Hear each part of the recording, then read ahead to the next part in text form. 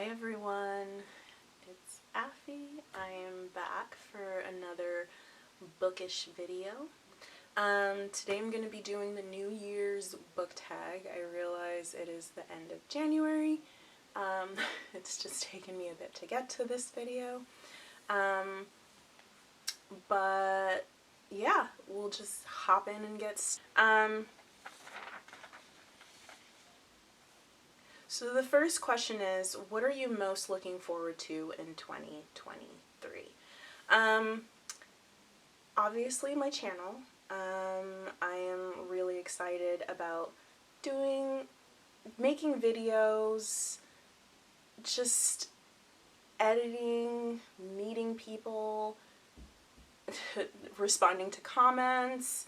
I'm so far enjoying kind of everything about having a YouTube channel, and so I want to continue it. I'm also looking forward to just the things that I will learn by having a YouTube channel. I want to learn a lot of editing skills. That's something I'm looking forward to. I feel like in a lot of ways, if I'm able and willing to kind of collaborate with people, I feel like it's gonna be a great way to make friends, both on YouTube and off YouTube. At least that's my hope. Also, gosh, I'm trying to think if I had anything else. I think those were the main three things that I had for question number 1. Question number 2 is, do you have a Goodreads challenge number? I decided to go with 100 books for this year. I believe last year I read somewhere around 50, but I didn't really start reading until maybe May or June. So I feel like I could do 100 books. It might be hard just because right now I'm getting through about 5 or 6, sometimes 7 books a month. I'm not reading very quickly. So I'm gonna have to kind of step my game up if I want to make it to 100 books by the end of the month. Because I think if I'm only doing... No, I should be okay. If I'm doing a minimum of 6 books a month, I think I should be able to. I'm not going to try to do the math. Let's just stop talking. Okay. Number 3. What are some 5-star predictions that I have for next year? 3 5-star predictions. I'm obviously looking forward to Lorraine Heath's counterfeit scandal because I love Lorraine Heath. Ever since I read The Earl Takes All, I am obsessed with her. I've been collecting all of her books. So that's number 1, The Counterfeit Scoundrel. Book number 2 is Joanna Shupe's The Duke Gets Even. I have not read the series that this book is a part of yet, but I do plan to. I'm currently starting a Joanna Shupe series, but I don't know off the top of my head which one it is. I should have checked. But I'm really looking forward to that book, and I do think I'll be able to get to it by the end of the year. The other book is Scarlett Peckham's The Portrait of a Lady. I did read the first book in this series. I believe it's the something Sirens. So I read the first book in this series, which was The Ray Kess. That book was angsty and heartbreaking, but I loved it. So I am looking forward to the second book. I believe the character in this book was a little bit in the first book. I think she kind of made a cameo. So I'm looking forward to seeing her story. So those are the 3 books I'm looking forward to this year. Oh, and if it were to magically happen, somehow, I would love for The Bride Bet to come out. But there has not been any announcements. never know. You just never know. I love Tessa Dare, so who knows? Cross my fingers. So, question number 4. What genre, subgenre, or trope do I want to try in 2023? I want to give contemporary a tiny, nothing, not a lot, but I do want to give contemporary a bit of a try. Just because I hear people talk about so many of these books, and I'm like, I want to jump on the bandwagon too. So I'm just, FOMO. It's FOMO. So, contemporary. I want to read more Highlanders. I am interested in Highlanders, but I've only read a few so far.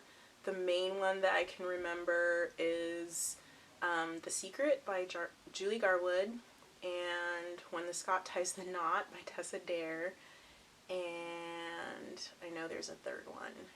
I haven't read very many, and I'd like to read more, so I'm trying to collect a few Highlanders here and there. As far as tropes, I really want to read a love triangle. I haven't read a love triangle historical romance yet, so I kind of want to try it out and see how I feel about it.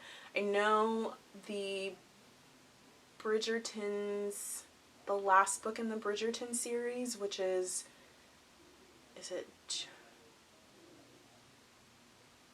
So, the only book that I can think of at the moment off the top of my head that has a bit of a, is it a love triangle? I don't know. Everything I've heard about the last Bridgerton book is that it's either a love triangle or quadrangle or something like that.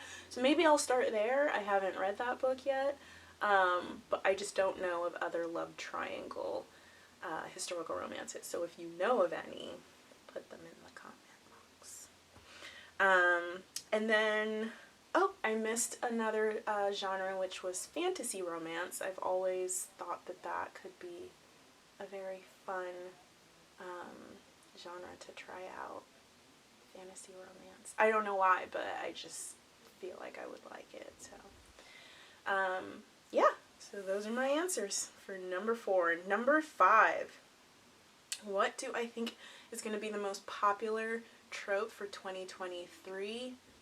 I know in contemporary people are talking about country romance a lot, small town country romance. For historical romance, I don't know. I know for me, I love a good second chance romance, and I've heard that there's been quite a few coming out the past few years. So I'm gonna say second chance romances. Enemies to lovers is always good. I think enemies to lovers will continue to reign supreme. Yeah, I can't really think of anything else for this one. I feel like I haven't been part of Booktube long enough to really have an answer to that question. Or at least I don't read a diverse enough amount of books to be able to answer the question. Hopefully that answered the question. So, 3 bookish goals for the year. This one should be fun. I do want to read all of Lisa Kleypas's backlist, and I want to finish reading Beverly Jenkins' backlist. I have all of their books. It's just getting through them that's going to be the fun part. So every month I will probably be reading at least one Lisa Kleypas and one Beverly Jenkins until I finish their books. And some months 2 or 3 Lisa Kleypases, because she has a lot of books. Let's see, I want to read a new to me author at least once every month. Maybe more if I can squeeze them in. Like I said, I generally read about 6 to 7 books a month, so I'm gonna have to kind of figure out how I want to parcel out everything. Because like I said, one of my priorities is going to be to finish Lisa Kleypas and Beverly Jenkins' backlist, and so I'm going to need to shove their books into every month to be able to get through them. So I need to figure out how to get new authors into my monthly mix. I don't want to just read people that I already know. And then the last thing that I want to, the last bookish goal that I have for myself is basically to just kind of get better at explaining the books, explaining my feelings about the books, explaining, you know, the characters and kind of the writing style, the plots, and things like that. Just kind of improving my ability for describing the books, and I just want to get better at it, if that makes any sense. So yeah, those are my 3 bookish goals, and we'll move on. 3 personal goals that I have for myself. The first one, and I know I already kind of mentioned this in number 1, but I do want to learn more editing. I want to get more editing skills. I want to get better at this. I want to figure out my sound. Unfortunately, I bought a sound microphone for my video recorder, and it is not working, so something's going on. So I'm going to have to figure out my sound issues are annoying, I know. And then just learning some more editing skills. I want to make this a beautiful channel for you guys to watch. Number 2 is just to get out more. My husband and I talk about going for hikes into the beach, and yet we don't. And so, especially this summer, I want to get out more and just go enjoy the outdoors. I haven't done enough of it. And then my 3rd personal goal is just to try and visit a friend or a family member this year who is out of the state, who I do not get to see very often. I think that one is pretty self-explanatory. And then question number 8, what to leave behind in 2022? Those shitty illustrated romance covers. I hate the contemporary romance covers. I went to a bookstore and took a picture of a whole bunch of books, a whole bunch of romance books, all with these stupid cartoon covers. I'm sorry, I do not like them. I think they are so ugly. And I had to take a picture for my husband to show him, because I was like, these covers are not cute. Like, they're supposed to be cute, I guess, but they're not. And so I showed him a picture, and he was like, yeah, those are kind of, I don't know about them. So I was like, all right, I'm not the only one. I don't like them. I think they look ridiculous. I'm sure there are people who feel the same way about historical romance covers and are like, oh, they're ugly, they're all the same, you know. I'm sure people have their issues with historical romance covers. But these cartoons are ugly. I'm sorry to the illustrators. A lot of the cartoons are not. They're very childish. I just don't like them. I don't have anything else for this one.